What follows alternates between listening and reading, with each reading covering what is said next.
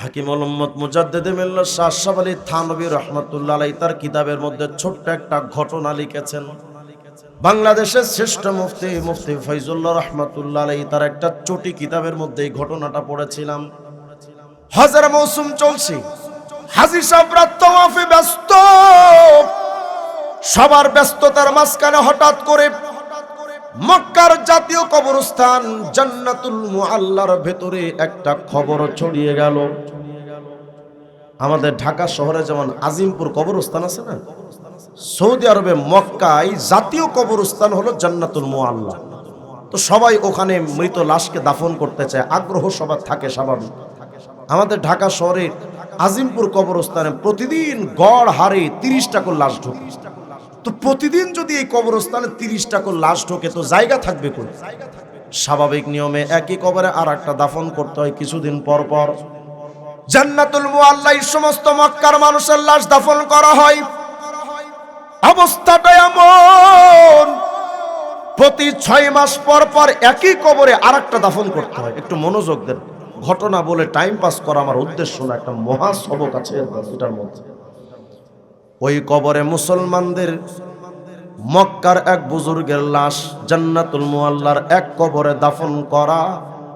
6 মাস পর ওই কবরটা খনন করে আর একটা লাশ ঢুকাতে হবে। কবরটা খনন করেছে সবাই, কিন্তু কবরের দিকে তাকায় দেখে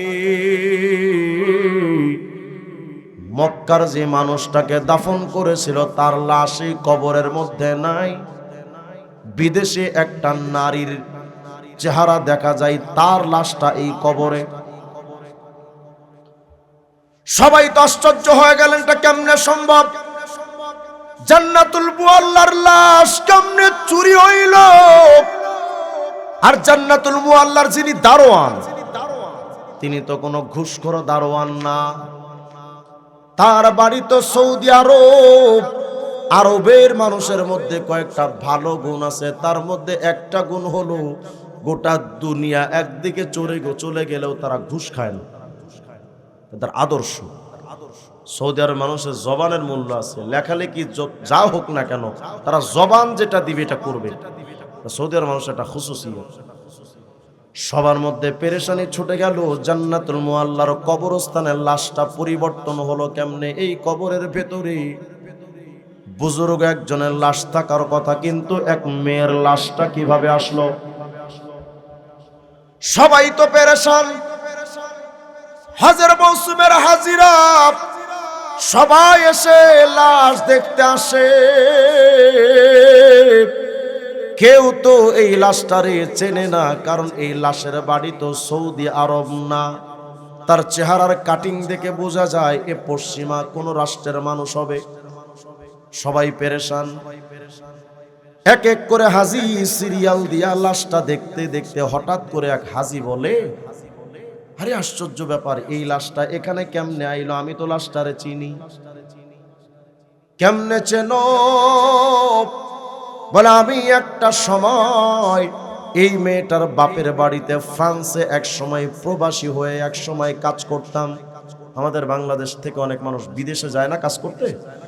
এই মেয়েটার বাড়িতে আমি এক সময় কাজ করতাম।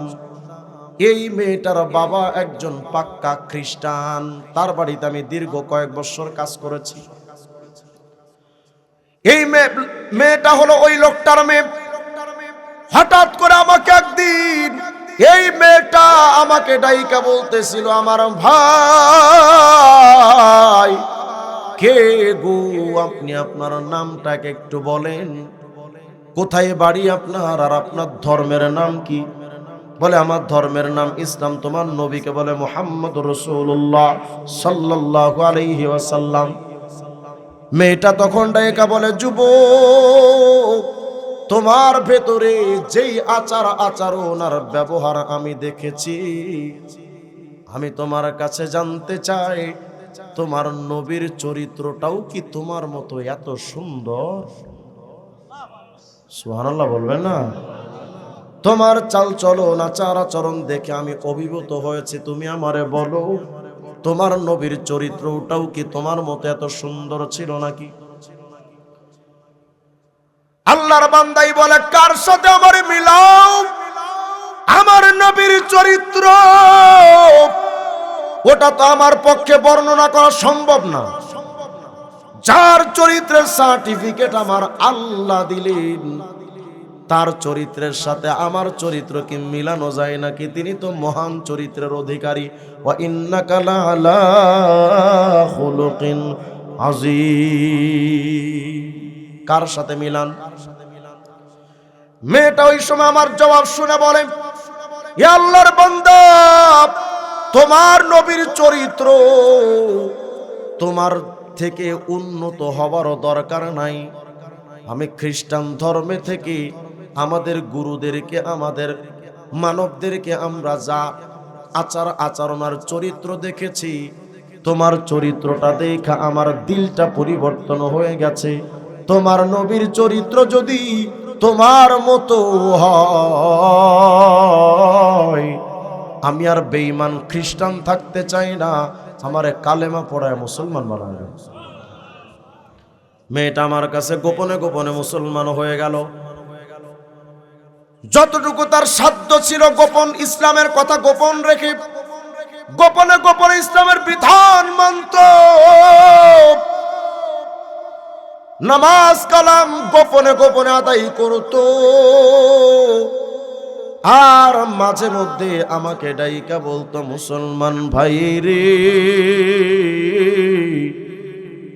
কোন অজানা নবীর প্রেম যে আমার অন্তরে তুমি ঢুকাইলা, আমার তো আর এই ফ্রান্সে থাকতে মনে চাই না রে। আমার তো একটু মনে চাই যদি একটু সুযোগ পেতাম, মক্কার ওই অলিতে গলিতে যদি একটু যাওয়ার সুযোগ পেতাম রে, যেই অলিতে গলিতে আমার নবীর পায়ের ধুলা মিশে আছে। ওই মদিনা, যেই মদিনার গহীনে আমার মায়ার নবী শুয়ে আছেন, ওই মদিনাতে যদি আমি যাওয়ার মতো একটু সুযোগ পাইতাম।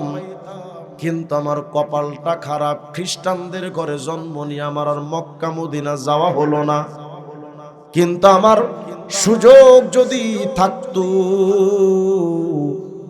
ফ্রান্সের এই সব কিছু বাদ দিয়ে আমি চলে যেতাম সুদূর মক্কা আর মদিনায়। কিন্তু আমার কপাল খারাপ। মেয়েটা মাঝে মধ্যে কথাগুলো ওই যুবককে ডেকে বলতো, আর গোপনে গোপনে ইসলামের বিধানগুলো মানত। হঠাৎ মেয়েটা অসুস্থ হয়ে হসপিটালে গেছে। ডাক্তাররা ঘোষণা দিয়েছে যে মেয়েটা বেঁচে নাই, মারা গেছে। মেয়েটার লাশটা বাড়িতে এনে খ্রিস্টানরা তাদের নিয়ম অনুযায়ী দাফন করে দিয়েছে, কিন্তু জানাজাটাও হয় নাই। কারণ মেয়েটা মুসলমান হয়েছিল, এই খবরটা তো পরিবার কাউরে জানায়ও নাই। খ্রিস্টান মনে করে খ্রিস্টানদের নিয়মে তার দাফন হইল, আর মুসলমান বেচারা প্রবাসী এই দৃশ্যটা নিজের চোখে চোখে দেখতেছে। আহারে, একজন পাক্কা মুসলমান, তার লাশটা আজকে দাফন হলো জানাজা ছাড়া। খ্রিস্টানদের কবরে, খ্রিস্টানদের নিয়মে তার দাফন হলো, এটা সহ্য করতে পারে নাই বেচারা মুসলমান যুবক। এই দৃশ্যটা দেখে সহ্য করতে না পেরে চাকরি ছেড়ে বাড়িতে চলে আসছে। দীর্ঘদিন আল্লাহর উপরে তার এই প্রশ্নটা ছিল, মায়ার মালিক রে, কি দৃশ্য তুমি আমারে দেখাইলা? তুমি তো চাইলে এই ব্যবস্থাটা তুমি নিজের কুদরতি ভাবে করে দিতে পারতা, কিন্তু একজন পাক্কা মুসলমান, আল্লাহর নবীর একজন আশিকা, তার লাশটা আজকে দাফন হলো জানাজা ছাড়া। খ্রিস্টানদের নিয়ম এটা সহ্য করতে পারে নাই, চাকরি ছেড়ে চলে আসে। আজকে এই মুসলমান যখন হজ করতে এসে জান্নাতুল মুআল্লার কবরের দিকে যখন তাকিয়েছে, কবরের দিকে, লাশের দিকে তাকায়া যুবকটা নজর করে দেখে যে এই মেয়েটা তো সৌদি আরবের কেউ না, এই মেয়েটা তো খ্রিস্টানের ওই মেয়েটা। সুবহানাল্লাহ বলবেন না? ওই ফ্রান্সের ওই নবমুসলিম নারীটা এই কবরে চলে আসছে, কিন্তু হতভম্ব কিংকর্তব্য বিমূঢ়, এটা কেমনে হলো? বন্ধু আমার, ঘটনাটা বানানো না, থানবী রহমতুল্লাহ আলাইহি লিখেছেন, মুফতি ফয়জুল্লাহ রহমতুল্লাহ আলাইহি তার কিতাবের মধ্যে লিখেছেন। হঠাৎ করে যুবক মনে মনে ভাবছে, এই মেয়েটা তো ওই মেয়েটা হতে নাও তো হতে পারে, তো একটু পরীক্ষা কইরা দেখি না। মক্কা থেকে তিনি চলে গেছেন ফ্রান্সে। এই মেয়েটার বাপের বাড়িতে গিয়া মেয়েটার বাপের ডাইকা বলে, আল্লাহর বান্দা শোনো,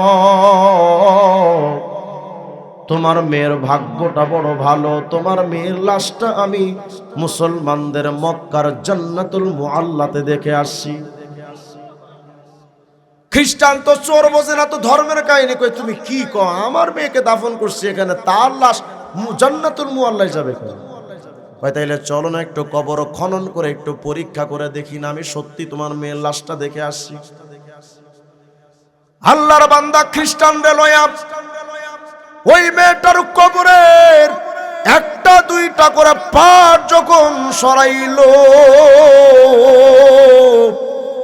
কবরের দিকে নজর করে দেখে ওই মেয়েটাই কবরে নাই। কবরের মধ্যে বার্ধক্যে উপনীত একটা সৌদি আরবের কাটিংওয়ালা এক মুরব্বী লাশ এই কবরের মধ্যে। পেরেশানিটা তো আরো বেড়ে গেল। এই জায়গাটা বোঝানোর জন্য আমি এত লম্বা কথা আনলাম। সৌদি আরবের বাড়ি, এত বুজুর্গ মানুষ, তার লাশটা চলে আসলো খ্রিস্টানদের কবরে। আর খ্রিস্টানের ঘরে জন্ম নিয়া এক মেয়ের লাশ, মুসলমান হওয়ার উসিলায় ইসলামের মহব্বতে তার লাশ চলে গেল মুসলমানদের জান্নাতুল মুআল্লার কবরস্থানে। হাজির এখন মাথা খারাপ, এই বুজুর্গের লাশটা এখানে কেন? তার দাফন তো মুসলমানদের কবরে, কিন্তু তার লাশটা খ্রিস্টানের কবরে কেন আইলো? হাজি আবার ফ্রান্স থেকে আবার মক্কায় চলে গেছে। মক্কায় গিয়া এই মুরব্বীর বাড়ির খবর নিয়ে তার বাড়িতে গিয়া এই লোকটার বিবির কাছে গিয়া জিগায়, আল্লাহর বান্দি তোমার স্বামীর আমল নামা সম্পর্কে আমি একটু জানতে চাই, বলো তো তোমার স্বামী কেমন আমল করনেওয়ালা ছিল? মুরব্বীর স্ত্রী বলে, আমার স্বামীর আমল নামা সম্পর্কে কেমনে বুঝাই? 5 ওয়াক্ত নামাজ জামাতের সাথে আমার স্বামী একেবারে কাবা শরীফকে সামনে রেখে হারাম শরীফে 5 ওয়াক্ত নামাজ জামাতের সাথে পড়তো। গরিব মিসকিন অসহায় দেখলে তাদের সাহায্য করত, অসুস্থ থাকলে তাদেরকে সেবা করত, তাহাজ্জুদ মিস হতো না, আওয়াবিন ইশরাক কোনো কিছু চাষ মিস হতো না। মুআমালা মুআশারা আমার স্বামী সবার সেরা। আমার স্বামীর ভেতরে ইসলামের কোনো আইন অমান্য করতে আমি জীবনে কোনোদিন দেখি নাই। হাজী সাহেব বলে, আল্লাহর বান্দি আমি সব তো বুঝলাম, কিন্তু আমি শুধু একটা কথা জানতে চাই, তোমার স্বামীর ভেতরে নামাজ রোজা সব আইনটা তো ভালো, কিন্তু তোমার স্বামীর ভেতরে খ্রিস্টানদের প্রতি মহব্বত ছিল, এমন কোন বিষয় তোমার কি মনে পড়ে যে বিষয়টা বোঝা যায় যে খ্রিস্টানদের প্রতি তার টান আছে? এমন কোন বিষয় কি তোমার মনে পড়ে নাকি? একটু বুঝায়া কও। মহিলা কিছুক্ষণ চুপ থাইকা হঠাৎ করে বলে, যুবক রে, আমার স্বামীর ভেতরে এমন কোনো আমল ছিল না, তবে একটা কথা আমার খুব মনে হয়। কি কথা বলো? এই জায়গাটা একটু মনোযোগ দেন, কি কথা বলো?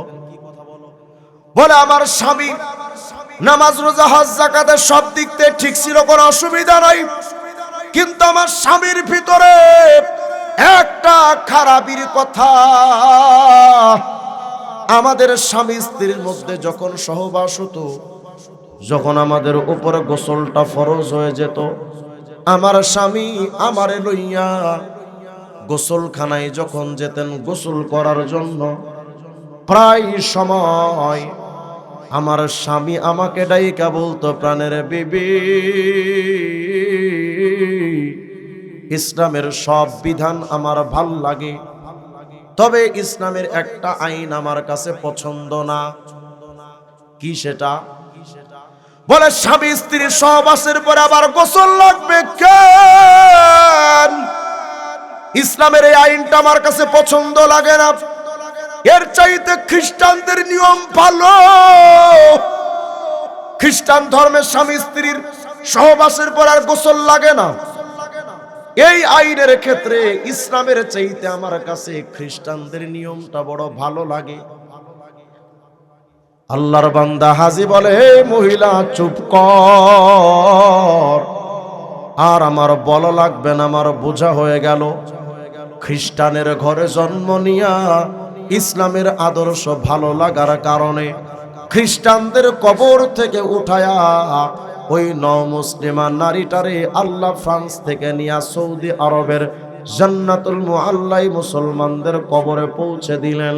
কিন্তু তোমার স্বামী ইসলামের একটা বিধান ভালো না লাগার কারণে মুসলমানদের জান্নাতুল মুআল্লা থেকে বহিষ্কার করে আল্লাহ পাক তারে খ্রিস্টানদের কবরে পৌঁছে দিয়েছে।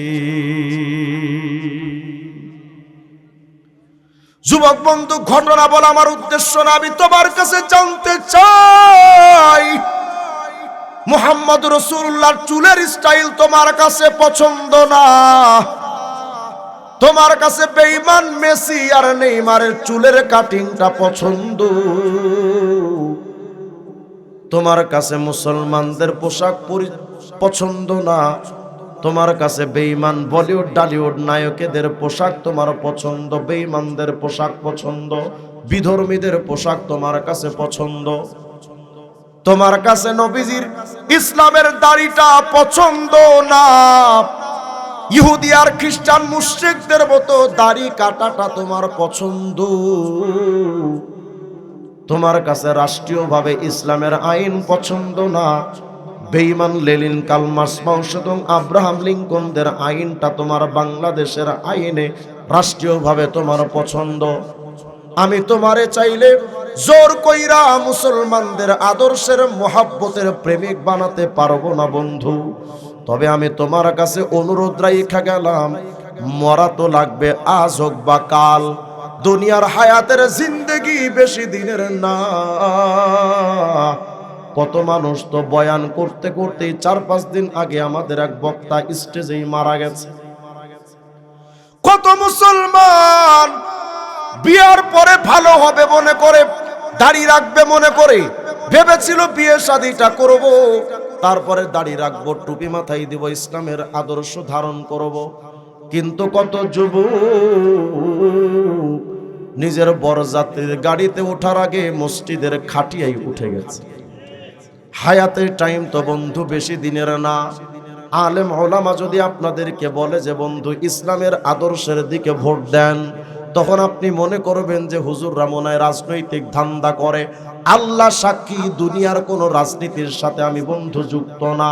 আমি এই জীবনে নিয়ত করেছি জীবনে রাজনীতি ইলেকশনের দিকেও যাব না।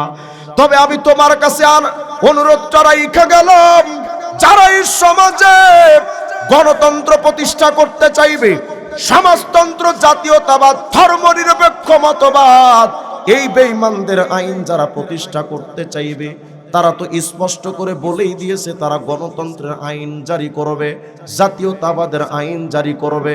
আপনি যদি তাদের লগে যান, এর অর্থ হলো যে তুমি ইসলামের আইন তোমার কাছে ভালো লাগে নাই, এজন্য তুমি গণতন্ত্রের আইনকে সাপোর্ট দাও, সমাজতন্ত্রের আইনকে সাপোর্ট দাও, মানব রচিত তন্ত্রের আইনকে সাপোর্ট দাও।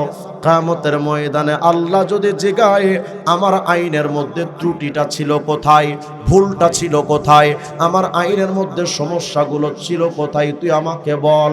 আল্লাহর কসম করে বলি, কবর, মিজান, হাসর, পুলসিরাতে জবাব দেওয়ার মতো কোনো উত্তর থাকবে না। আপনি মানেন না মানেন সেটা তো ভাই আপনার ব্যাপার। যদি আমার ইসলামী শরিয়াতকে কোন কুলাঙ্গার বাদ দেয়, তাদেরকে মানা যাবে? আমাদের সমাজে ভণ্ড বাউল শিল্পীরা আছে না, এদিকে আছে না? নাউজুবিল্লাহ। ভণ্ড বাউলরা দেখবেন পালা গান করে, শরীয়ত বনাম মারেফাত কথা করে না? ওরা বলে আমরা শরীয়ত মানি না। নাউজুবিল্লাহ বলে না, ইসলামের টোটাল আইন এই আইনের নাম হলো শরীয়ত। তার মানে কোরআনের আইনটাও শরীয়ত, নবীদের আইনটাও শরীয়ত, সাহাবাদের আইনটাও শরীয়ত, ইজমা কিয়াসটা শরীয়ত। ইসলামের একটা বিধান ভালো না লাগার কারণে ওই মুরব্বী বেচারা কাবা শরীফের নামাজ পড়নেওয়ালার অবস্থা যদি এমন হয়, যারা ভণ্ড পীরের সোহবত নিয়ে পুরা শরীয়তটা বাদ দিলা, আল্লাহর কসম তারা মুসলমানের জাত হতে পারে না। এই জন্য আজকে থেকে ইসলাম বিরোধী যারা কাজ করে, কথা বলে, আপনাদের এই বাংলাদেশে একটা সংগঠন আছে, আপনাদের ইটাখোলাতে প্রচুর লোক আছে, এদের নাম হলো হিজবুত তাওহীদ। আছে না? এখন আমার হাতে সময় নাই, জন্য বইগুলো খুলতে পারি নাই। হিজবুত তাওহীদে যদি কেউ সদস্য হতে চায়, আপনি মোবাইলে দেখার মতো একটা প্রমাণ দেয়া যায়। মোবাইলে ঢুকবেন গুগলে, হিজবুত তাওহীদ লিখে গুগলে সার্চ দিলে দেখবেন হিজবুত তাওহীদের ওয়েবসাইট, অফিসিয়ালি ওয়েবসাইটটা আসবে। এই ওয়েবসাইটের একেবারে নিচে গিয়ে দেখবেন লেখা আছে যোগাযোগ। ওটাতে ক্লিক করলে দেখবেন ওদের অঙ্গীকার নাম আসছে। মানে হিজবুত তাওহীদে যদি কেউ সদস্য হতে চায়, সদস্য হওয়ার আগে তাদের কয়েকটা অঙ্গীকার করা লাগে। এই অঙ্গীকার নামার 4 নাম্বার পয়েন্টটা একটু পড়ে দেখবেন, তারা কাউকে সদস্য বানানোর আগে, সদস্য হিজবুত তাওহীদের সদস্য হওয়ার আগে তাদেরকে এই অঙ্গীকার করায় যে তুমি বলো যে আমি এই ইসলাম ধর্ম থেকে হিজরত করলাম, মানে এই ইসলাম ধর্মটা বাদ দিয়া দিলাম। তাহলে বলেন হিজবুত তাওহীদ মুসলমান না কাফের? যারা শরীয়ত বাদ দেয় এই বাউলরা মুসলমান না কাফের? কাদিয়ানীরা আল্লাহ নবীর শরীয়ত মানে না, মির্জা কাদিয়ানী শরীয়ত মানে। কাদিয়ানীরা মুসলমান না বেঈমান? যারা ইসলামের আইনটাকে বিশ্বাস করে না, তারা যদি আপনার আমার এলাকায় কোনো প্রোগ্রাম করতে আসে, জুতা দিয়ে পিটাবে। প্রস্তুত থাকবেন তো ইনশাআল্লাহ? ইসলাম বিরোধী কোন শক্তির সাথে আমাদের কোনো আপোষ হবে না। কোন বাউল শিল্পী কোন গান অত্র অঞ্চলে হতে দেওয়া হবে না। আমি একটা, যেহেতু আসছি, একটা দু একটা প্রমাণ দিয়ে যাবে।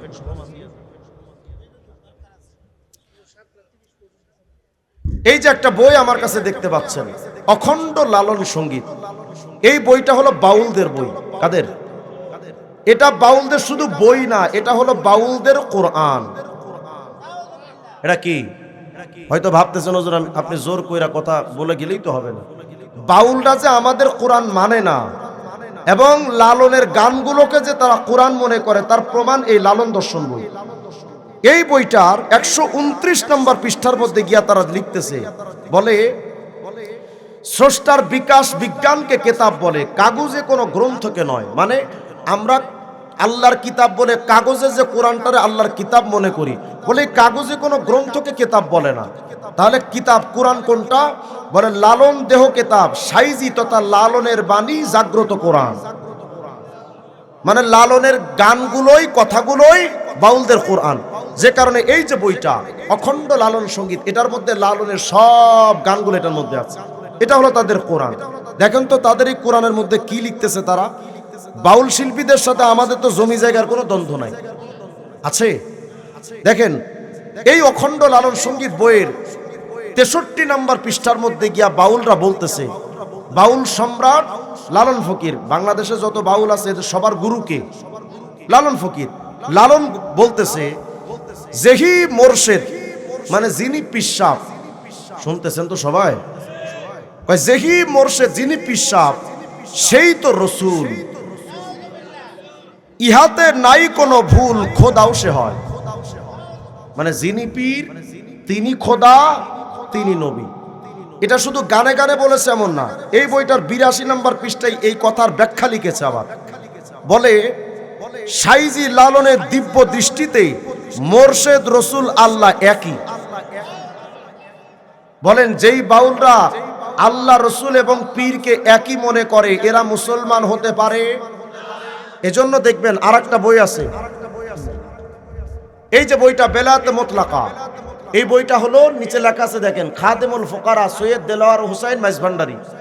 এটা হলো মাইজভান্ডারিদের বই, মাইজভান্ডারির দ্বিতীয় পীর দেলাওয়ার মাইজভান্ডারি লেখা। এই বইটার মধ্যেও তারা লিখেছে যে যিনি পীর তিনি খোদা, তিনি নবী। এজন্য দেখবেন মাইজভান্ডারিদের এক মুরিদে একটা গান গাইয়ে বানিয়েছে, বলে মুর্শিদ খোদা মুর্শিদ রাসূল মুর্শিদ মানে পিসা। মুর্শিদে খোদা মুর্শিদ রাসূল দিলে মুখে করছি কবুল, শুনে মোল্লার গোষ্ঠী ফতোয়া দিল আমি নাকি কাফের হইয়াছি, আমি আর যাব না মোল্লার কাছে, তওবা করেছি। তার মানে এরা বলে যে যিনি পীর তিনি খোদা। এই কথা বলার পর হুজুররা যখন কাফের কয়, কই হুজুরদের কাছে আমরা যাবো না। কেন কো হুজুরা কাফের বলেছ? আমি বললাম বেটা তুই তোর পীররে খোদা বলবি, রসুল বলবি, আলেমরা তোমারে কাফের বলবে না, আব্দুল কাদের জিলানী কইব না। বলেন তো যারা পীররে খোদা মনে করে, রসুল মনে করে, মুসলমান না বেঈমান? শুধু তাই নয়, বলেন তো আমাদের শরীয়তের নাম হলো শরীয়তে ইসলামী। আমাদের নবীর শরীয়ত বাদ দিয়া অন্য কারো শরীয়ত মানা যাবে? যাবে? দেখেন লালনরা কোন শরীয়ত মানে, আমরা তো মনে করি লালনরা মনে হয় মুসলমান। দেখেন তো কি লিখতেছে এরা, এই বইটা 57 নম্বর পৃষ্ঠা লিখতেছে, মোর্শেদ যা ইশারা দেয়, লালনের গান এটা, মোর্শেদ যা ইশারা দেয় বন্দেগীর তরিক সেই হয়। এই গানটার ব্যাখ্যা লিখেছে একটু নিচে, কয় মোর্শেদ রূপে আল্লাহ, যিনি মুর্শিদ উনি তো আল্লাহ, আল্লাহ রূপে মোর্শেদ আছে এখানে।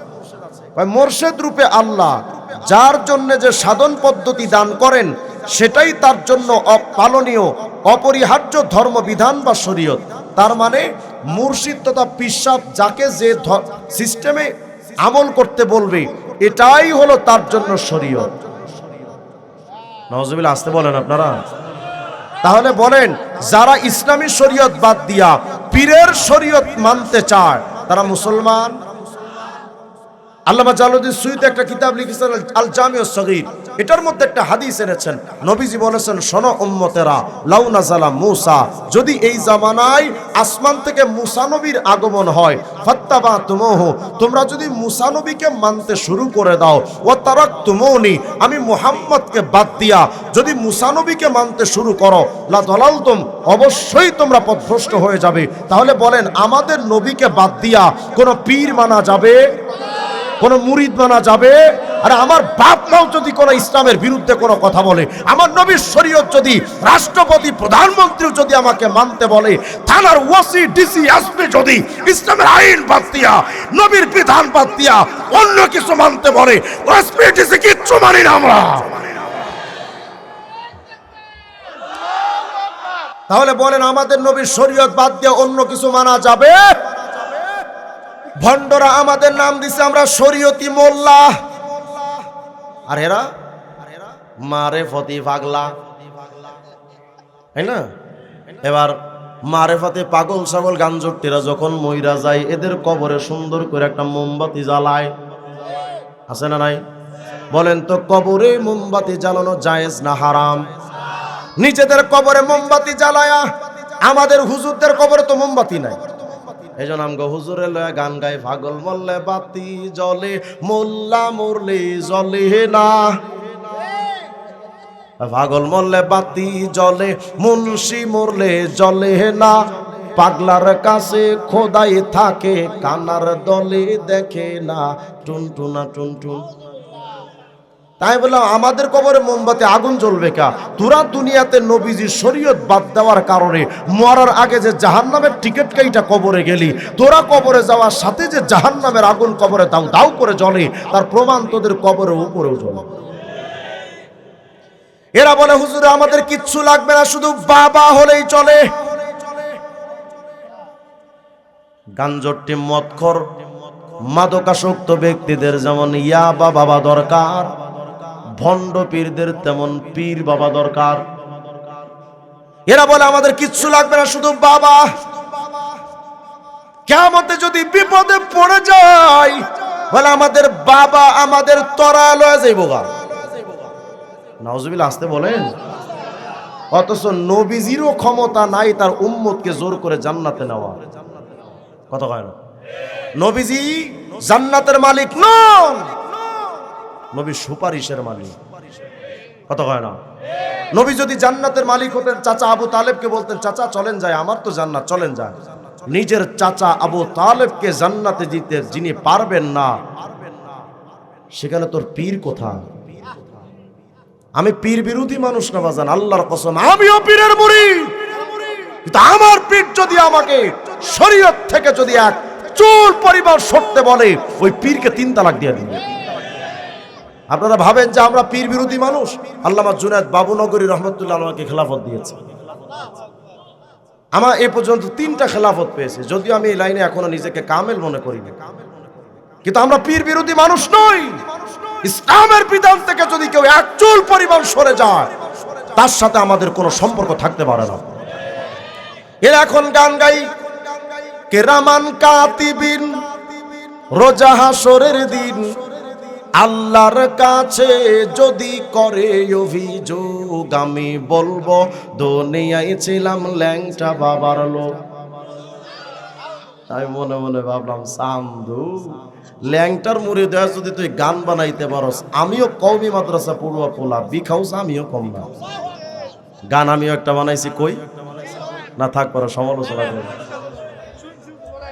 কেরামান কাতিবিন পাইবে যেদিন তোরা যারা ছিলি ল্যাংটা বাবার লোক, তোদের জুতা মাইরা কইব জাহান্নামে ঢোক।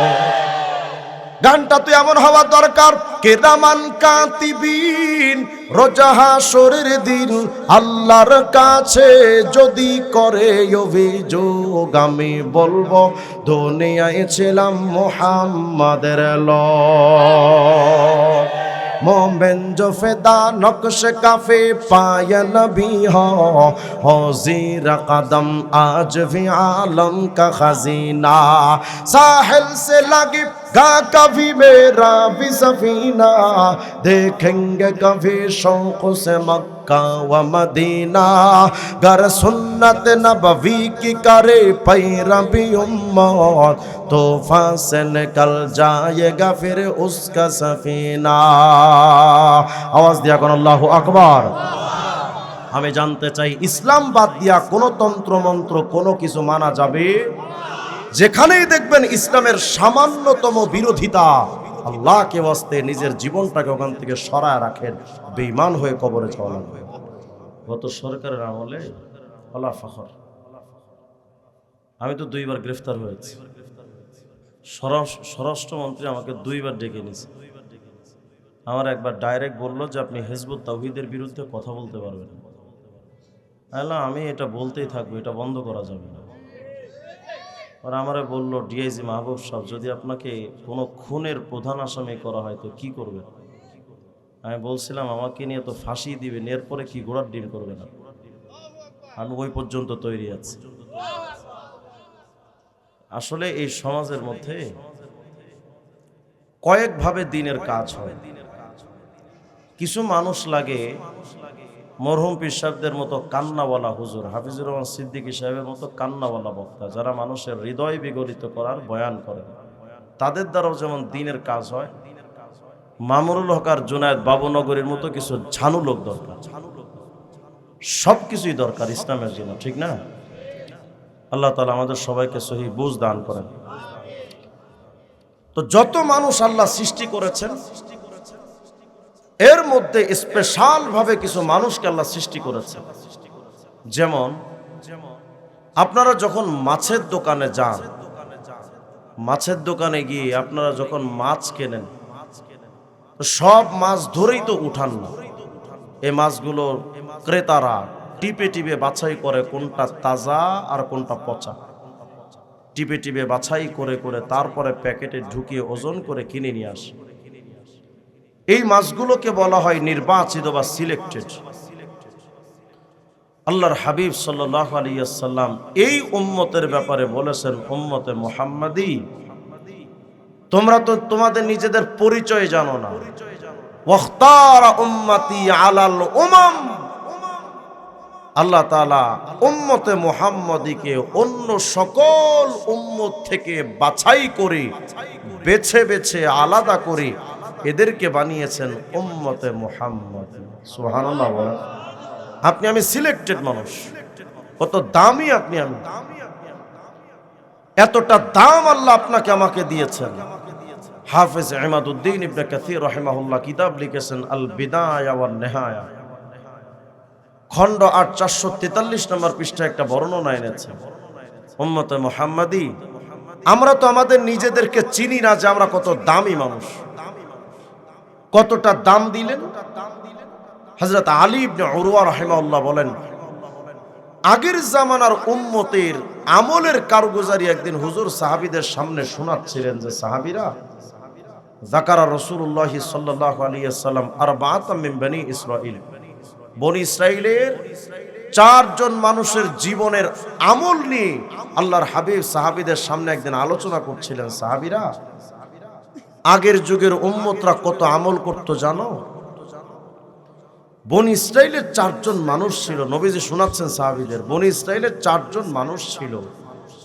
এই মানুষগুলো এত আমল করত যে আবাদুল্লাহ সামানিনা আমা, এই 4 জন মানুষ জীবনের 80টা বছর টানা আল্লাহর ইবাদতে সময় কাটিয়ে দিয়েছে। কত বছর? 80 বছর টানা সারাক্ষণ শুধু আমল করতেন। শুধু আমল করেছেন এমন নয়, এই 80 বছরের ভেতরে লাম ইয়াসুহু তরফাত আইন, এক মুহূর্তের জন্য তারা কোনো গুনাহ করেননি, শুধু আমলই করে গেছে। আরেকটা হাদিস আছে দুরুল মানসুরুল সুয়ুতির খণ্ড 15 335 নম্বর পৃষ্ঠায়। আল্লাহর হাবিব বলেন, সাহাবীরা, কানা ফি বনি ইসরাঈল রাজুল, বনি ইসরাঈলে একজন মানুষ ছিল। এই মানুষটা এত আমল করত, ইয়াকুমুল লাইল হাত্তা ইউসবিহ, এই লোকটা সারা রাত তাহাজ্জুদের নামাজে সময় কাটাতো। সুবহানাল্লাহ বলবেন না? আমরা সুবহানাল্লাহ বলবো কি? আমরা তো রাত্রে তাহাজ্জুদ পড়ি না, আকিজ বিড়ি চাই না, কুলবেন। এই লোকটা সারা রাত তাহাজ্জুদের নামাজ পড়তো, আর যখন সকাল হতো সুম্মা ইউজাহিদুল আদুওয়া বিন নাহার হাত্তা ইউমসি, সকাল হলে সন্ধ্যা পর্যন্ত পুরোটা দিন, সারা রাত তো পড়তেন তাহাজ্জুদ, আর সারাটা দিন তিনি আল্লাহর রাস্তায় জিহাদ করে সময় কাটাতেন। এভাবে করে একটা দুই দিন না, আল্লাহর হাবিব বলেন ফাফআলা যালিকা আলফা শাহর, জীবনের 1000 মাস কাটিয়ে দিয়েছে। আচ্ছা কল্পনা করেন তো, যাদের জীবনের আমলের বিস্তৃতি এবং পরিধিটা এত ব্যাপক যে 80 বছর টানা আমল করলেন, 1000 মাস টানা আল্লাহর ইবাদত করলেন, তাদের আমল নামা যদি কিয়ামতে পেশ করা হয় তো তাদের আমল নামায় কত প্রচুর পরিমাণ নেকি পাওয়া যাবে। আগের যুগের উম্মতের আমল নামায় তো নেকি শতাব্দীর পর শতাব্দী, বছরের পর বছর, শত শত বছরের আমল, কিন্তু আপনার আমার আমল নামায় তা তো নেকি হবে না। কেন? কারণ আমাদের হায়াতের টাইমও কম। আমরা তো আগের যুগের উম্মতের মতো এত লম্বা টাইম পাই না, হায়াতের টাইম কম। এরপরে শারীরিক ভাবেও আপনি আমি দুর্বল, এত বেশি আমল আমি করতে পারি না। তবে আল্লাহ তাআলা বলছেন, উম্মতে মুহাম্মাদি, সূরাত আলে ইমরান 110 নম্বর আয়াত, শোনো, তোমার তো হায়াতের টাইম কম, গায়ের শক্তিও তোমার কম, বেশি আমল তুমি করতে পারো না। তবে শোনো, আমি আল্লাহ তোমাদেরকে আলাদা স্পেশাল ভাবে সৃষ্টি করেছি। তোমাদের ফজিলত কি জানো? কুনতুম খায়রা উম্মাহ, তোমাদের আমল নামায় নেকি হতে পারে কম, কিন্তু অতীতের সকল উম্মতের চাইতে তোমাদের মর্যাদা আমি আল্লাহর কাছে সবচাইতে বেশি।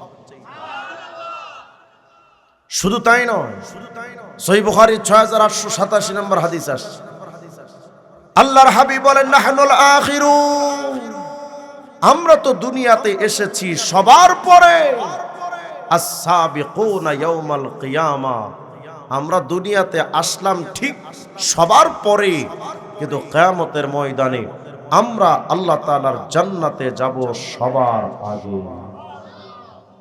আচ্ছা, এই যে ফজিলত আপনি আমি পেলাম, অনেক আমল করি এজন্যই তো নাকি? আমলের কারণে? শুধুমাত্র আখিরি নবীর উম্মত হওয়ার ওসিলায়, ওই নবীর জন্য আপনার আমার এতটা দাম।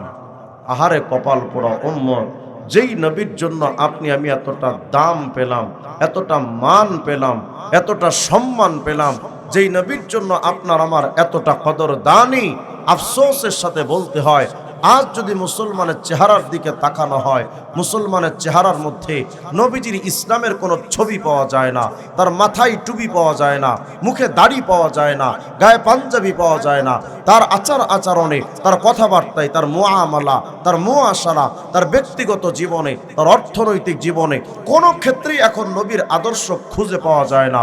উম্মতে মুহাম্মদী যুবক সন্তান সে চুল কাটে মেসি আর নেইমারের মতো, নবীজির মতো চুল কাটে না। এরা মাথায় টুপি দেয়, বিধর্মীদের মতো ক্যাপ মাথায় দেয়, কিন্তু নবীজির সুন্নাত তরিকায় টুপি আমরা আজ মাথায় দেই না। আমাদের শরীরের মধ্যে পোশাক থাকে বিধর্মীদের মতো, coat pant tie shirt coat এগুলো ঝুলায় চলি, কিন্তু নবীজির সুন্নাত তরিকায় আপনি আমি পোশাকটা পরি না। আমাদের ব্যবসা বাণিজ্যের মধ্যে আজ নবীর সিস্টেম পাওয়া যায় না।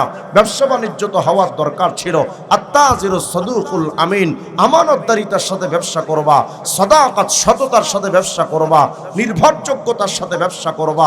2 নাম্বার মাল 1 নাম্বার বলে বিক্রি করবা না, কোন খরিদ্দারকে তুমি ঠকাবা না, কারোর সাথে তুমি দালালি করবা না।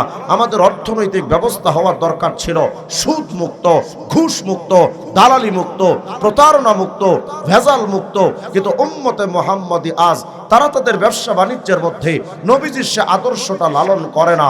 অথচ আপনি হিন্দুদের ব্যবসার দিকে তাকায় দেখেন, কোন হিন্দু তার ব্যবসা বাণিজ্যে জনগণকে ঠকায় না, ওজনে কম দেয় না, দ্রব্যমূল্যে ভেজাল দেয় না। কিন্তু মুসলিম মিল্লাহ উম্মতে মুহাম্মদীর অধিকাংশ দেখা যায় ব্যবসা বাণিজ্যে মানুষকে ভেজাল দিচ্ছে, ওজনে কম দিচ্ছে, 2 নাম্বার করে, 2 নাম্বার মালকে 1 নাম্বার বলে বিক্রি করি। আমাদের তো কোনো ক্ষেত্রে নবী নাই, মাথায় টুপি নাই, মুখে দাড়ি নাই, গায়ে পাঞ্জাবি নাই। আমি আওয়ামী লীগ করি, বঙ্গবন্ধুর মতো শরীরে কোট লাগাইতে শিখেছি, কিন্তু উম্মতে মুহাম্মদী হই শরীরের মধ্যে নবীজির সুন্নতি পোশাক এটা যে পরার দরকার ছিল, ওই মেজাজ আজও পর্যন্ত আপনার আমার মধ্যে আসলো না। তো ব্যক্তিগত জীবনও নবী মানলাম না, আর পারিবারিক জীবনে আমাদের বিয়ে শাদী হয় হিন্দুদের তরিকা অনুযায়ী, নবীজির সুন্নাত তরিকায় আমরা বিয়ে শাদীটাও করি না। আমাদের ঘরে খানার স্টাইলটা হয়েছে ওয়েস্টার্ন কালচার, পাশ্চাত্য সভ্যতার বেঈমানদের টেবিল বিছিয়ে খানা খাওয়ার সিস্টেম চালু হয়েছে, কিন্তু নবীজির সুন্নাত তরিকায় নিচে দস্তরখান বিছিয়ে খানা খাওয়ার সুন্নাতি তরিকা আজ আপনি আমি ফলো করি না। ব্যক্তিগত জীবনেও নবী নাই, পারিবারিক জীবনে নবী নাই। স্ত্রীর সাথে আমার আচরণ কি হওয়া দরকার, সন্তানদেরকে আমার কিভাবে আচরণ তাদের শেখানো দরকার, আমি আমার পরিবার কিভাবে চালাবো, মুহাম্মদ রাসূলুল্লাহর পারিবারিক জীবনের আদর্শ আমরা আজ ধারণ করলাম না। ব্যক্তি জীবনে নবী নাই, পারিবারিক জীবনে নবী নাই, সামাজিক জীবনে এটা তো আজও পর্যন্ত সামাজিক জীবনে নবীর আদর্শ তো আমাদের সমাজে পাওয়া গেল না। বাংলাদেশে 54 বৎসরে যারা নেতা হয়েছিল প্রত্যেকটা নেতা গণতন্ত্রকে ফলো করেছে, সমাজতন্ত্রকে ফলো করেছে, জাতীয়তাবাদ ধর্মনিরপেক্ষ মতবাদ দিয়ে ওয়েস্টার্ন কালচার পাশ্চাত্য সভ্যতা দিয়ে আমার সমাজ চালাচ্ছে। আমাদের বাংলাদেশে যারা রাষ্ট্রীয় নেতা হয়, আমার সমাজ ব্যবস্থা তৈরি করতে তারা আরবের কালচার, মুহাম্মদ আরবির কালচার তারা এই দেশে তারা জারি করে না। তারা পশ্চিমা সভ্যতা, বেঈমানদের সভ্যতা দিয়ে আমার সমাজ ব্যবস্থা চালাতে চেয়ে কেউ লালকুত্তার আমেরিকার আদর্শ আমার সমাজে বাস্তবায়ন করেছে, আবার কেউ আমার বাংলাদেশে গরুর মুখ খাওয়া ইন্ডিয়া মোদিদের আদর্শ বাস্তবায়ন করার সাহস পেয়েছে।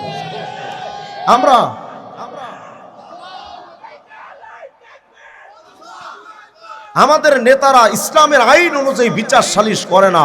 ইসলামের বিচারের সালিশ তো এমন সিস্টেম ছিল, তুমি গরিব হও ধনী হও, তুমি বিচারকের আপন জন হও বা পর হও, ন্যায্য বিচার হবে, অপরাধী যে সেই ধরা খাবে। বুখারী শরীফের মধ্যে হাদিস আসছে, নবীজির সাহাবী, নবীজির যুগে নবীর গোত্রের একজন নারী ফাতেমা আল মাখজুমিয়া চুরি করছে। গোপনে গোপনে বিচার ব্যবস্থা পরিবর্তনের জন্য নবীজির কাছে সুপারিশ করতে বাধ্য করা হলো উসামা ইবনে যায়েদকে, উসামা তুমি নবীকে একটু বলো না, নবী যেন বিচারটা একটু ঘুরায় দেয়। যেহেতু ফাতেমা আল মাখজুমিয়া নবীর গোষ্ঠীর একজন নারী, ফাতেমা চুরি করছে, হাতটা যদি ইসলাম অনুযায়ী কাটা যায় তো নবীর গোষ্ঠীর নাক কাটা যাবে। উসামা একটু নবীকে বলো না, গোপনে গোপনে বিচারটা যেন নবীজি ঘোরায় দেন।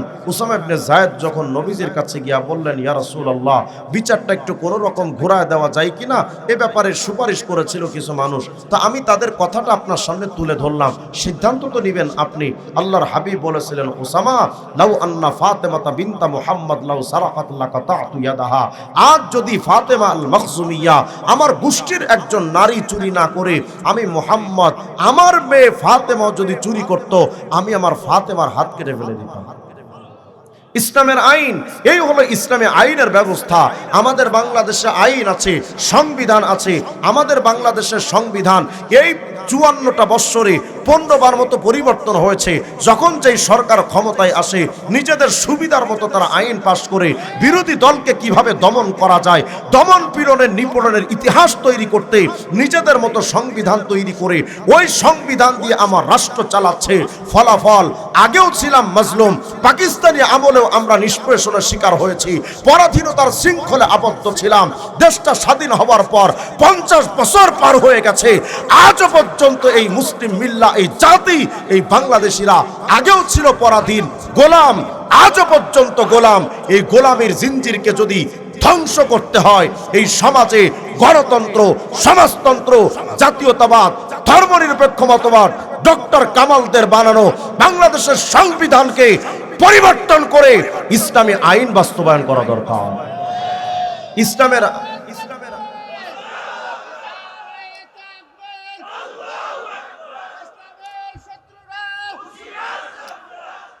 ইসলামের আইন যতদিন পর্যন্ত সমাজে বাস্তবায়ন না হবে, এই দেশে শান্তি আসতে পারে না। আমরা তো শান্তি কামনা করি কেমনে? এক সরকার মনে করেন ক্ষমতায় আসছে, আসার পরে দেখা যায় এরা চুরি করে, ডাকাতি করে, লুটচামি করে, বদমাশি করে, দেশের টাকা বিদেশে পাচার করে। আমরা 2 মাস, 1 মাস, 1 বছর, 6 মাস এগুলো খেয়াল করে মনে মনে ভাবলাম যে না, এই সরকার দিয়ে হবে না, এরা 2 নম্বর সরকার। তো কি করা যায়? চল সবাইকে আন্দোলন করি। আন্দোলন করলাম, কইরা 5 বছরের মধ্যে কিছুই ছিটতে পারলাম না। 5 বছর পরে ওদেরকে ভোট না দিয়া অন্য কাউকে ভোট দিলাম। মনে মনে ভাবলাম এরা তো দুর্নীতিবাজ ছিল, এদের দিয়ে সমাজ পরিবর্তন হয়নি, তো ওদেরকে আর ভোট দেওয়া যাবে না, চল এবার আরেকটা দলকে উঠাই।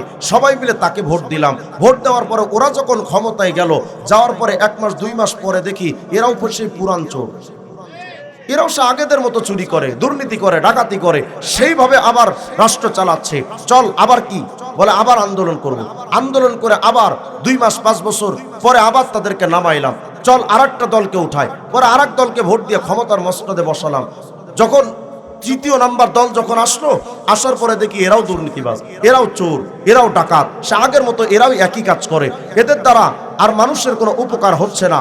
এরাও টেম্পো স্ট্যান্ড দখল করে, এরাও বিভিন্ন বাস স্ট্যান্ড দখল করে, এরাও নিষ্পেষিত করার জন্য গরিব মানুষকে দেখে লক্ষ্য করে তাদেরকে নির্যাতন স্টিম রোলার চালায়, বিরোধী দলের উপর হামলা করে, আলেমদের হাতে হাত কড়া লাগায়। আমরা মনে মনে ভাবলাম এদের দিয়ে হবে না, কি করব?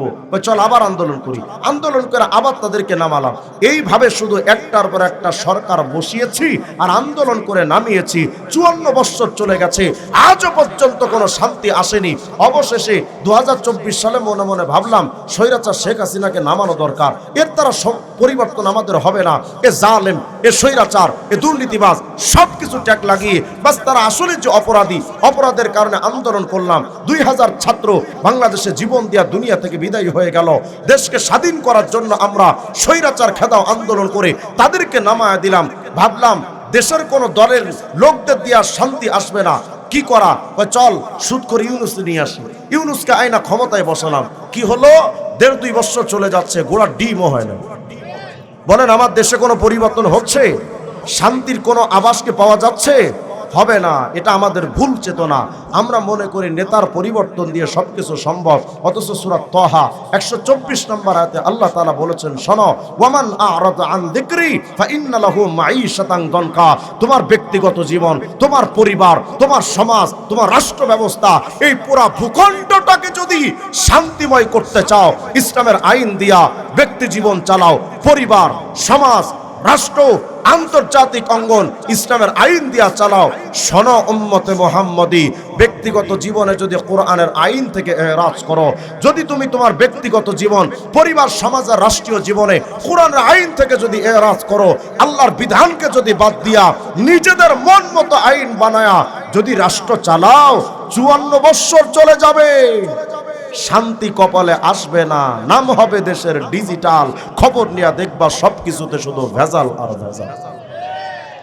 বলেন তো আমাদের বাংলাদেশে শান্তি আসছে?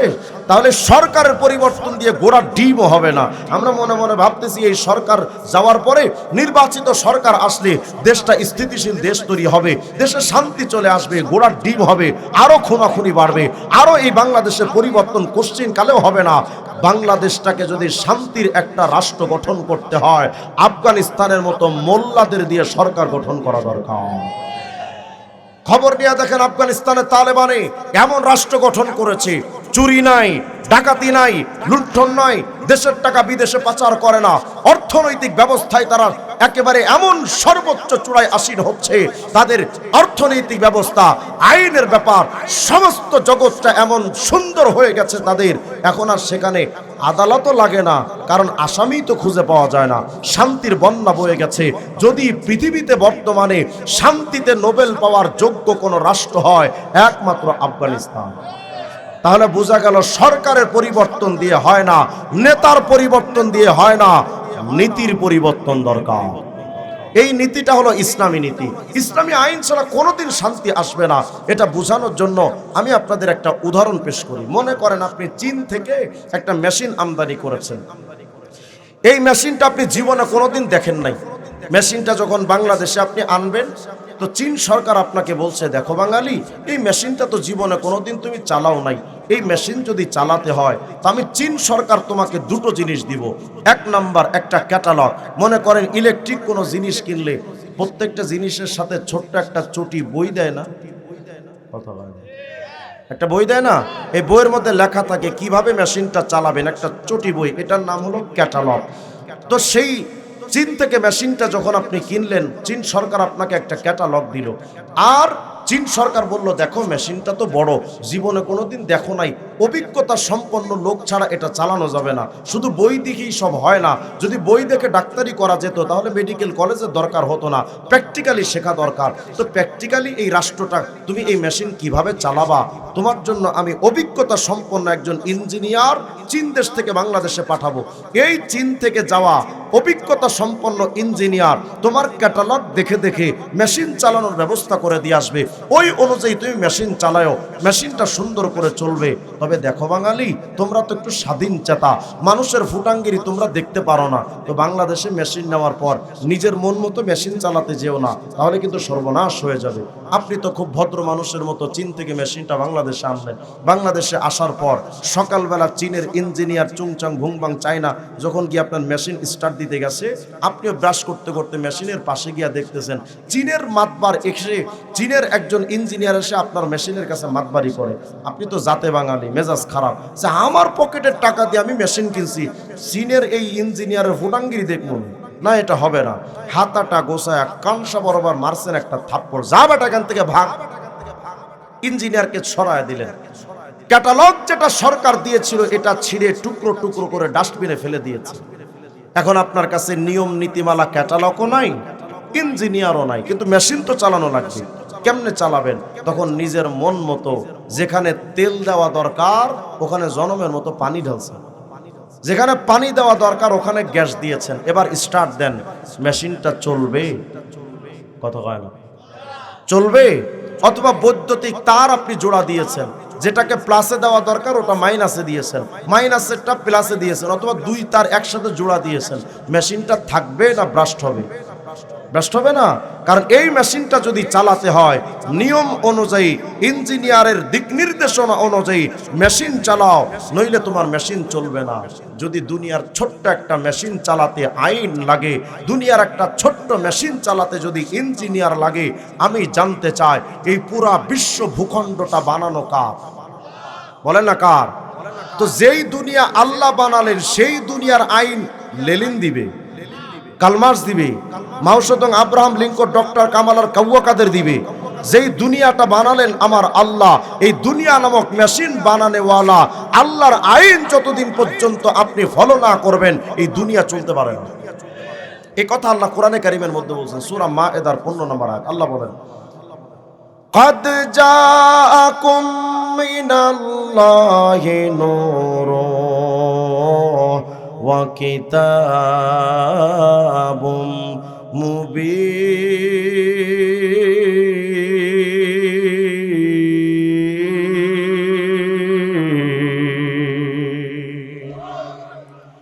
আল্লাহ রাব্বুল আলামিন বলেন, শোনো বান্দা, তোমার ব্যক্তিগত জীবন এটা আমি আল্লাহর বানানো একটা মেশিন। বলেন তো আপনাকে আমাকে বানানেওয়ালা কে? তোমার পারিবারিক জীবন, ওয়া খালাকনাকুম আজওয়াজা, তোমার পারিবারিক জীবন এটাও আমি আল্লাহর বানানো একটা মেশিন। ও বান্দা, তোমার সমাজ আর রাষ্ট্র ব্যবস্থা, এই পুরা রাষ্ট্রটা আমি আল্লাহর বানানো একটা মেশিন। তোমার পুরা দুনিয়া নামক এই ভূখণ্ডটা আমি আল্লাহ আমার বানানো একটা মেশিন। চীন সরকার ছোট্ট একটা মেশিন বানায়া দুইটা জিনিস যেমন দেয়, একটা ক্যাটালগ আর একটা ইঞ্জিনিয়ার, আমি আল্লাহ এই দুনিয়া নামক মেশিন বানায়া তদ্রূপ দুইটা জিনিস আমি তোমাদের কাছে দিলাম। এক নাম্বার, কদ জাআকুম মিনাল্লাহি নূর ওয়া কিতাবুম মুবিন। আমি আল্লাহ এই দুনিয়াটা কেমনে চালাইবা, এক নাম্বার ক্যাটালগ বানাইলাম, তোমাদের জন্য একটা ক্যাটালগ দিলাম। এই ক্যাটালগের নাম হলো কোরআন। সুবহানাল্লাহ বলে না। আর আরেকজন ইঞ্জিনিয়ার দিলাম, সেই ইঞ্জিনিয়ার হলেন নূর, মুহাম্মদ নামক একজন ইঞ্জিনিয়ার দিলাম। তার মানে গোটা পৃথিবীটা কেমনে চালাইবা, আমি আল্লাহ তোমাকে দুইটা জিনিস দিলাম, কোরআন নামক ক্যাটালগ, মুহাম্মদ নামক ইঞ্জিনিয়ার। এক কথাই কোরআন এবং সুন্নাহ, এই দুইটা জিনিসকে ফলো কইরা যদি তোমার ব্যক্তিগত জীবন চালাও, তোমার ব্যক্তিগত জীবনটা সুন্দর করে চলবে। হয়তো তুমি বেশি টাকাওয়ালা হইবা না, কিন্তু জীবনের যে একটা স্বাদ, এই সুখটা তোমার অন্তরে থাকবে। কিন্তু আল্লাহর বিধানটা বাদ দিয়া সুদের টাকা, ঘুষের টাকা, হারাম টাকা, যৌতুকের টাকা, সরকারের লিপের গমের টাকা, চাইলের টাকা চুরি কইরা হারাম পন্থাই যদি জীবনের উপার্জিত সম্পত্তি কামা, 10 তলা বিল্ডিং বানায়া ওই উপরের বিল্ডিং এর সর্ব উপরে এসি রুম বানায়া ওই রুমে তুমি ঘুমাইতে যেতে পারো, এসির বাতাস তোমার হাত পা ঠান্ডা করতে পারবে, কিন্তু মনের জ্বালা ঠান্ডা করতে পারবে না। একথা আল্লাহ সূরা তাহার 124 নম্বর আয়াতে বলেন, ওয়ামান আরাদা আন যিকরি ফাইন্না লাহু মাঈশাতান যাকা।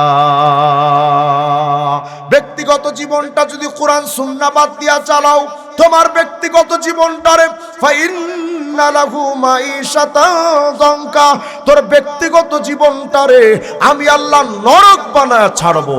তোমার পরিবার, তোমার সমাজ, তোমার রাষ্ট্র ব্যবস্থা, কোরআনের আইন, নবীজির সুন্নাহর আইন বাদ দিয়া Lenin, Karl Marx, Mao Tsetung, Abraham Lincoln আর জিয়া এরশাদ আর মুজিবের ডক্টর কামালদের বানানো এই সংবিধানের আইন দিয়া তোমার বাংলাদেশটা যদি চালাও, ডক্টর ইউনূসের মতো কোটি কোটি ইউনূস যদি আনো, এই দেশে শান্তি আসবে না।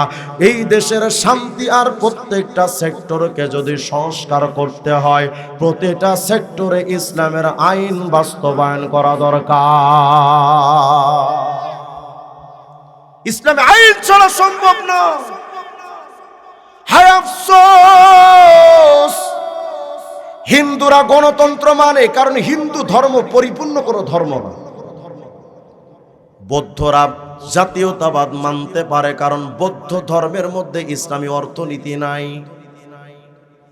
জৈনরা, বৈষ্ণবরা, সহজিয়া বৌদ্ধরা তারা ভিন্ন ভিন্ন তন্ত্র মানতে পারে, কারণ তাদের ধর্মের সমস্ত আইন নাই।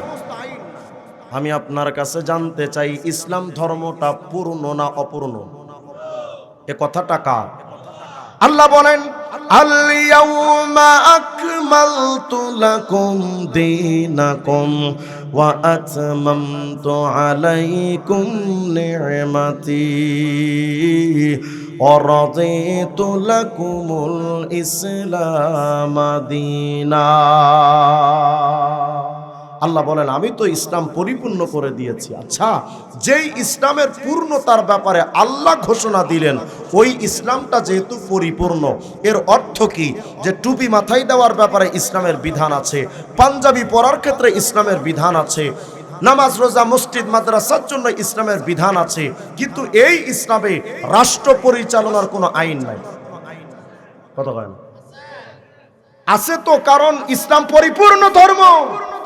ইসলাম যদি পরিপূর্ণ না হতো তখন না আপনি বলতে পারতেন যে এই বাংলাদেশের ইসলামে সংসদ চালানোর আইন নাই, এই ইসলাম ধর্মে বঙ্গভবন চালানোর আইন নাই, আদালত চালানোর আইন নাই, অর্থনীতি ইসলামের মধ্যে নাই, তখন না বলতে পারতেন। কিন্তু আল্লাহ বলছেন ইসলামের সব বিধান আছে, কিন্তু তুমি মসজিদে শুধু ইসলাম মানো, মাদ্রাসায় শুধু ইসলাম মানো, মাহফিলে আসলে শুধু ইসলাম মানো, নামাজ রোজা হজ যাকাতের ক্ষেত্রে ইসলাম মানো, কিন্তু অর্থনীতি কেমনে চলবে এটার ক্ষেত্রে তুমি ইসলাম মানো না। তুমি বস্তুবাদকে ফলো করো, তুমি গণতন্ত্রের আইন খোঁজো, তুমি সমাজতন্ত্র, জাতীয়তাবাদ, ধর্মনিরপেক্ষতার আইন খোঁজো। তার মানে আমরা ইসলাম ধর্মকে আসলে বিশ্বাস করি না। কথা হয় না? আমরা ইসলাম ধর্মকে যদি পরিপূর্ণ বিশ্বাস করতাম, কোন মুসলমানের জন্য ইসলামতন্ত্র বাদ দিয়ে গণতন্ত্রের রাজনীতি করা কোন মুসলমানের জন্য সুযোগ থাকতো না। আমাদের কাছে মনে হলো চোর চুরি করলে তার রাষ্ট্রীয় অনুযায়ী আইন আছে, আদালত, কিন্তু হাত কাটার আইনটা দিয়া বাংলাদেশটা চলতে পারবে না, এটা আমরা মনে করি। যে কারণে ক্ষমতার মসনদে আইন আদালতে ওই লোকগুলোকে বসাই যারা বলে আমরা ক্ষমতায় গেলে গণতন্ত্র প্রতিষ্ঠা করব, যারা আমাদের সমাজে বলে আমরা ক্ষমতায় গেলে জাতীয়তাবাদ প্রতিষ্ঠা করব, যারা আমাদেরকে বলে আমরা ক্ষমতার মসনদে গেলে আমরা এটা সেটা করব।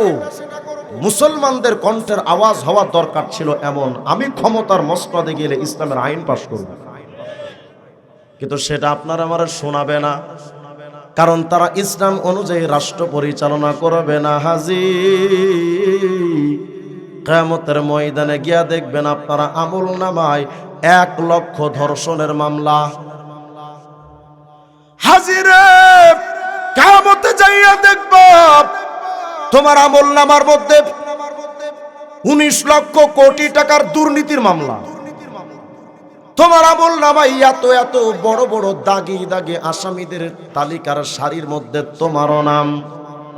হাজি বলবে আল্লাহ তুমি কি দেখাইলা এটা, আমি জীবনে কোনোদিন ধর্ষণ কি দূরের কথা কোন নারীর দিকে চোখ তুইলাও তাকায় নাই। আল্লাহ বলবেন হাজি তুমি হয়তো চুরি করো নাই, ডাকাতি করো নাই, ধর্ষণ করো নাই। ও হাজি রে 10-5 হাজার টাকার ঘুষ নিয়ে তুমি যারে ভোট দিছিলাম ওই নেতা ক্ষমতায় যাওয়ার পর মদের আইন বৈধ করেছিল, তুইও মদখোর। ওরা ক্ষমতার মসনদে গিয়ে সুদের আইন বৈধ করেছিল, বাংলাদেশের পতিতালয়গুলো বৈধ করে দিয়েছিল। হাজিরে ফজরের নামাজ পড়া তাসবিহ টিপতে টিপতে যারে ভোট দাও ও যত পাপ করবে তুমি সমান অপরাধী। আমাদের সমাজে যারা ইসলামের আইন বাস্তবায়ন করতে চায় না তারা মুসলমানদের নেতা হতে পারে না। আরো জোরে কোন বলেন তো আমার বাংলাদেশে ইসলামের আইনের দরকার আছে না না? কিন্তু আপনার আমার তো ফিকির নাই। আপনার আমার কাছে চোর চুরি করলে হাত কাটার আইনটা পছন্দ না, ধর্ষণ করলে জাতির সামনে তাকে জীবন্ত পুঁতে ফেলতে হবে আইন আপনার পছন্দ না। পাথর মেরে হত্যা করা আইনটা তোমার কাছে পছন্দ না। চান্দু মনে করো তোমার জজকোর্ট তোমার হাইকোর্ট সুষ্ঠু বিচার করবে, ঘোড়ার ডিম করবে, যতদিন হাইকোর্ট জজকোর্টে ইসলামের আইন থাকবে না কোন বিচারকের দ্বারা ন্যায্য বিচার ব্যবস্থা জীবনে কায়েম হবে না।